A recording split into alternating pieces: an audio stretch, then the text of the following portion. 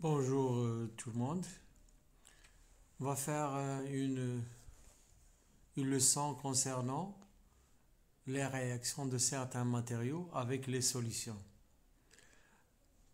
La leçon précédente, on a vu la réaction de certains matériaux avec l'air et maintenant avec les solutions. Donc les solutions, on a déjà vu les années précédentes qu'une solution est un mélange homogène constitué par deux corps, un solvant et un solité. Donc on va essayer de voir ces solutions et comment elles réagissent avec certains matériaux. Voyons l'image suivante. Bon, on a le jus de citron et le jus d'orange. La question est, quelle est la différence entre ces deux jus lorsqu'on essaie de les goûter? Donc bien sûr, le jus de citron est plus acide que le jus d'orange. Voilà, le jus d'orange a un goût acide, mais il est moins acide que le jus de citron. Comment déterminer l'acidité de chaque solution sans utiliser le sens du goût? C'est-à-dire, on va chercher une autre méthode chimique avec laquelle on va essayer de déterminer l'acidité de certaines solutions. C'est pourquoi on va prendre grand 1, concept et mesure du pH. Donc c'est quoi pH? En prenant une définition, petit 1, définition.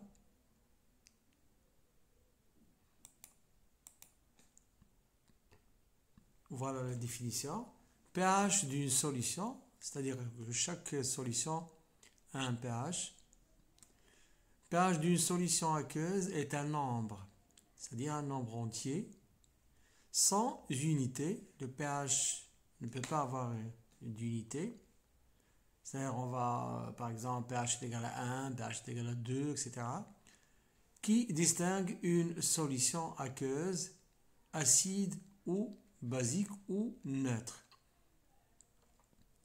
Donc, comme vous voyez, il y a trois sortes de solutions aqueuses pour cette leçon.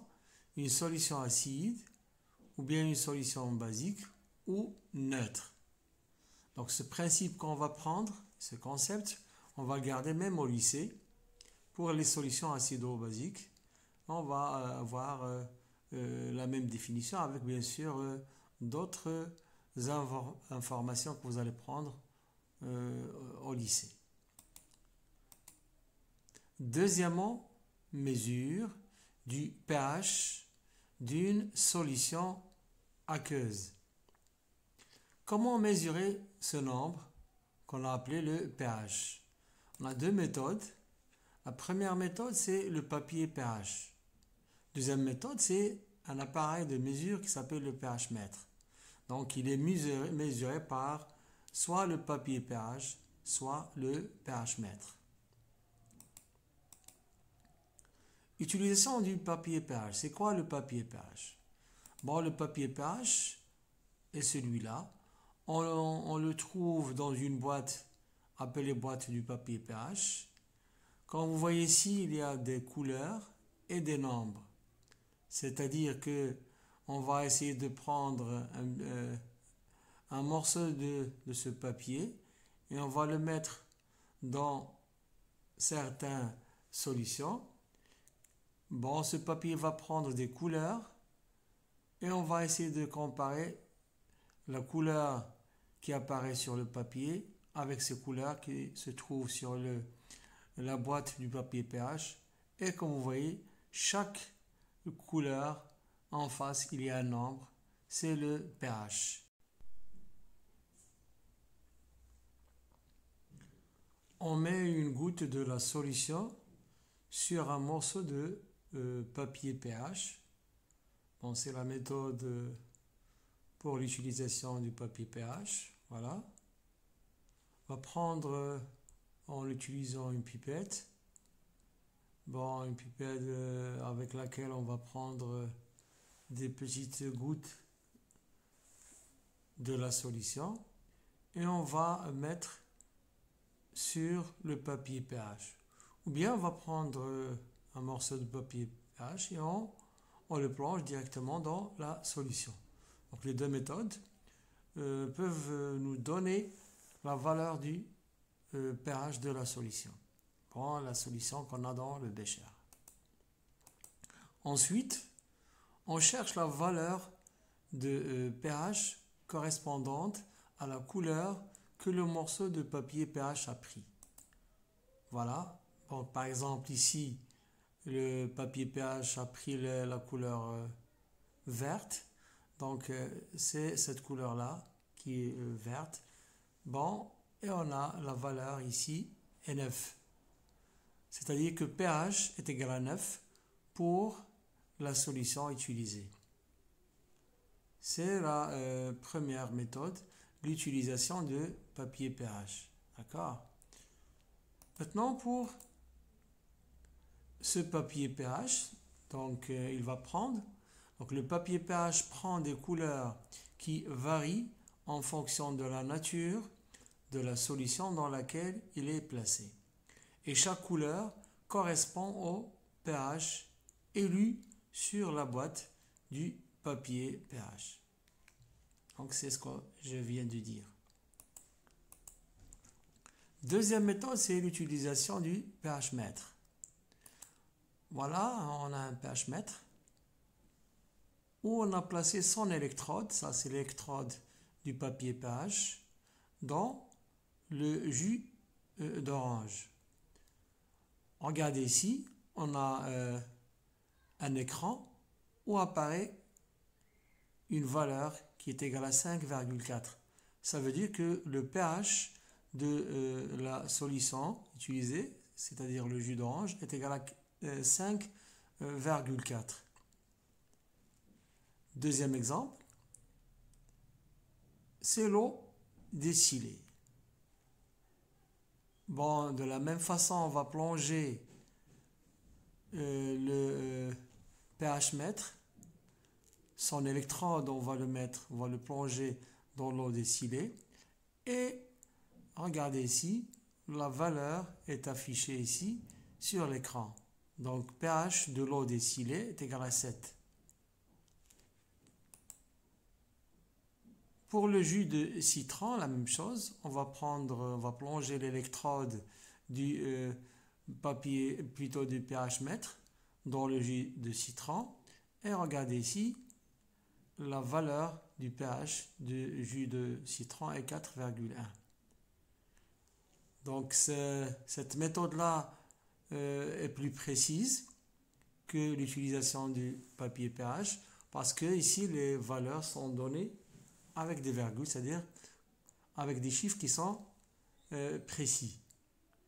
Tandis que le papier pH ne contient pas des valeurs avec des virgules, c'est-à-dire que l'utilisation du papier pH est moins précis que l'utilisation de l'appareil pH mètre.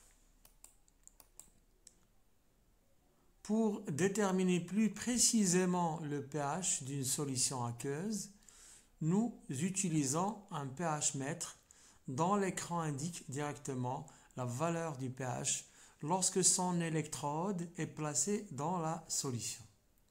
C'est la méthode pour utiliser un pH mètre.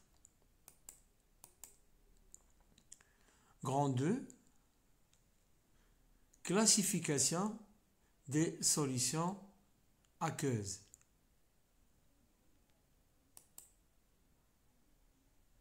Petit 1.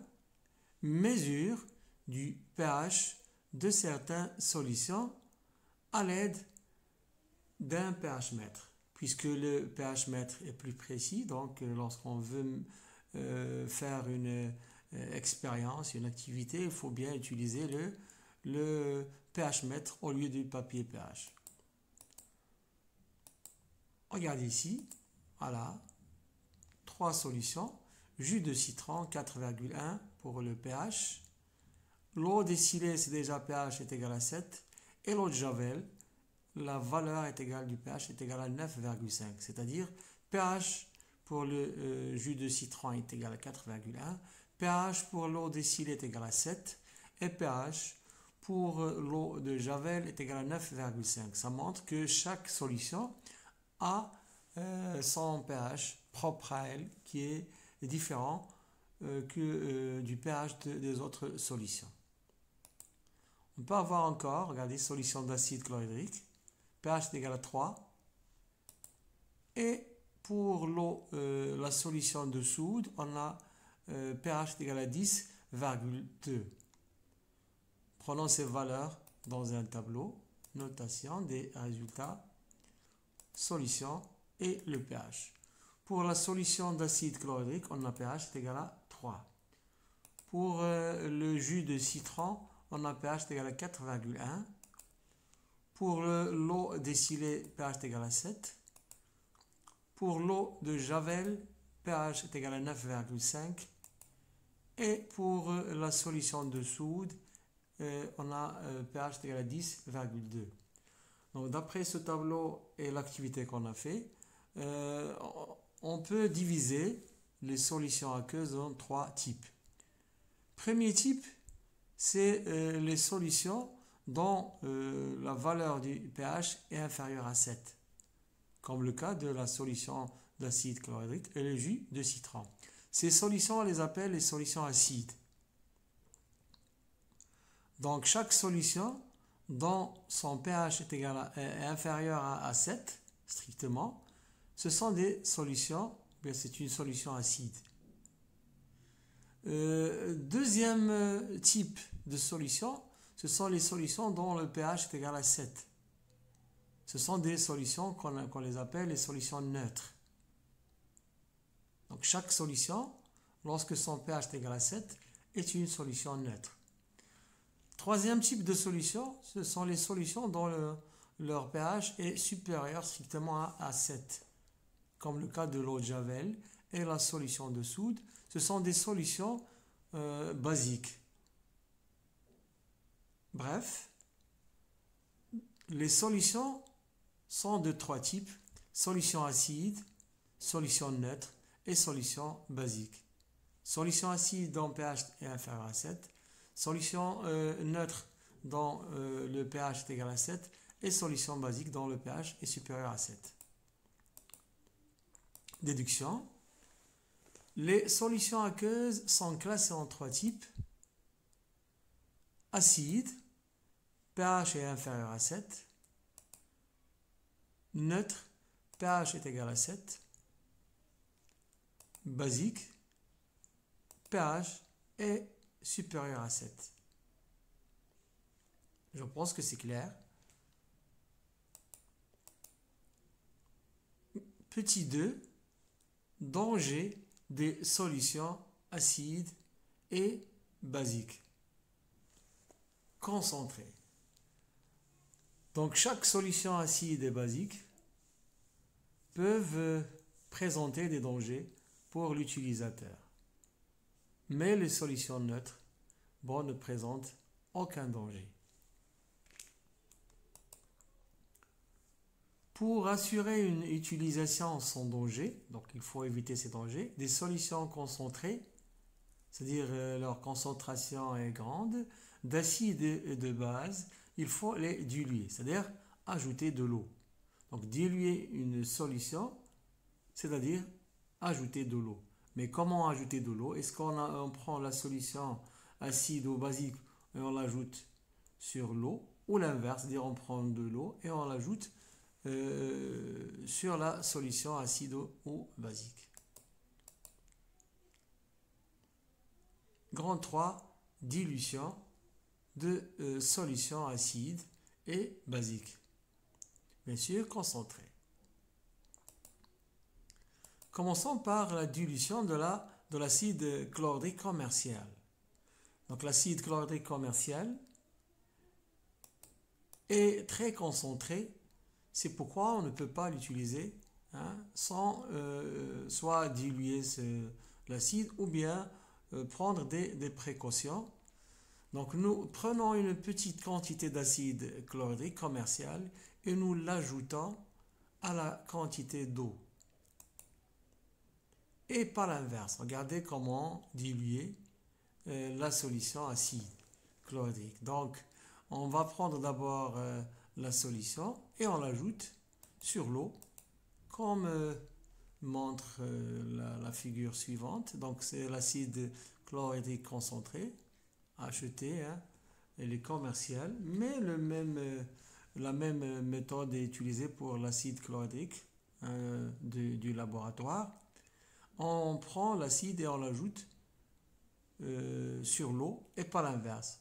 Bon, bien sûr, il y a augmentation de la température, mais pour cette leçon-là, on va prendre conscience pour l'augmentation de la température. Ce qu'il nous faut, c'est de savoir comment diluer un acide.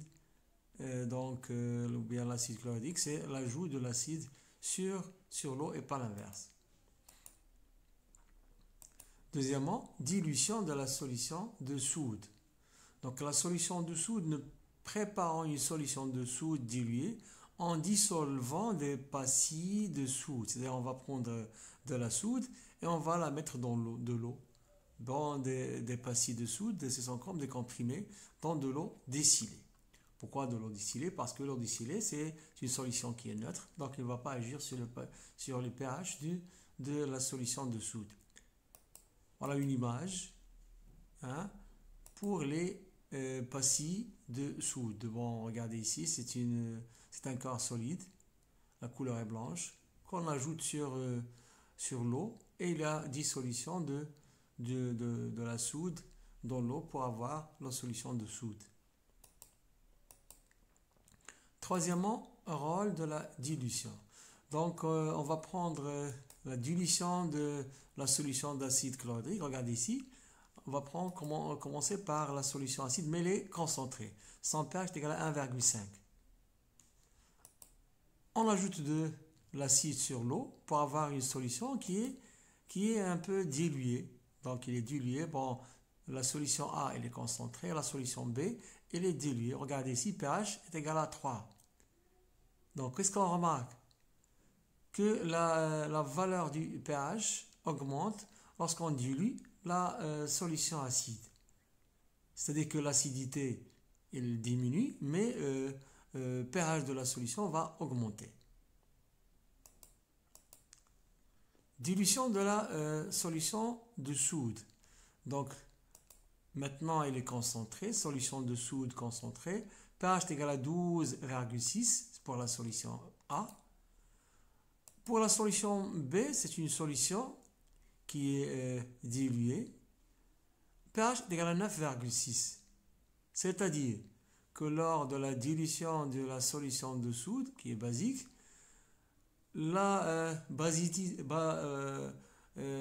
puisque la solution elle est basique, donc on aura le pH il va diminuer et bien sûr la solution devient moins basique parce qu'ici on a 12,6 concentré et il est moins basique ici, c'est 9,6. Donc c'est l'inverse. Lorsqu'on a une solution acide comme l'acide chlorhydrique, bon, l'acide devient moins acide, mais son pH augmente. Mais lorsqu'on a une solution basique, lorsqu'on dilue la solution basique, il devient moins basique, mais son pH va diminuer encore. La dilution permet d'obtenir des solutions moins acides et moins basiques. D'accord? C'est le rôle de la dilution.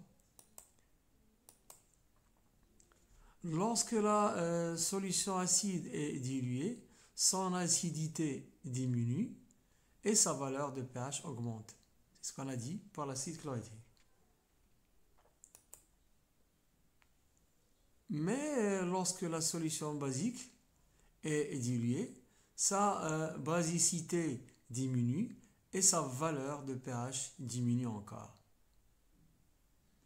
Faites attention à ces deux remarques qui sont essentielles pour la dilution de l'acide et la dilution de la base. Qu'est-ce qu'on remarque? On remarque que lorsque la dilution d'une solution acide ou basique, toujours la valeur du pH se rapproche du nombre 7. Soit pour la solution acide, il va augmenter pour s'approcher de la valeur 7, et sans la dépasser, sans l'atteindre, parce que c'est une solution acide, on ne peut pas dépasser pour devenir une solution basique, mais on ne peut pas égaler à 7 parce que lorsque la solution est neutre, et là le pH est égal à 7. La même chose pour la solution basique. pH diminue et s'approche de 7 sans dépasser 7. Parce que c'est une solution basique. Il ne peut pas être une solution neutre ou bien acide. 4. Petit 4. Précaution préventive lors de l'utilisation de solutions acides ou basiques. Il faut prendre des précautions pour ne pas avoir des dangers, pour éviter les dangers des solutions acides et basiques. Regardez ici, pour les solutions acides et basiques, ça c'est une solution acide, c'est l'acide chlorhydrique, on a des étiquettes où il y a des symboles. Pour celui-là, l'acide chlorhydrique est irritant, donc il est présent des dangers pour l'utilisation, pour les mains, pour le nez, etc., même pour les yeux. Donc, on met ici le symbole de ce danger-là. Pour la solution basique de la soude, la même chose, regardez ici, on a un symbole. La solution, elle est corrosive parce que ça présente des dangers pour la main, parfois des métaux. Il y a la destruction de ces métaux par ces solutions-là. Donc, il faut toujours, lors de l'utilisation des acides de base, des solutions acides et basiques, il faut faire attention aux étiquettes pour observer bien les dangers présentés par l'étiquette. La nécessité d'utiliser des gants et des lunettes de protection, c'est nécessaire. L'utilisation de solutions acides et basiques diluées, on a déjà parlé de la dilution, qui diminue soit l'acidité, soit la basicité des solutions. Faire toujours attention aux marques, aux étiquettes et aux symboles sur les bouteilles de solutions acides et basiques et suivre les précautions pour éviter tout danger.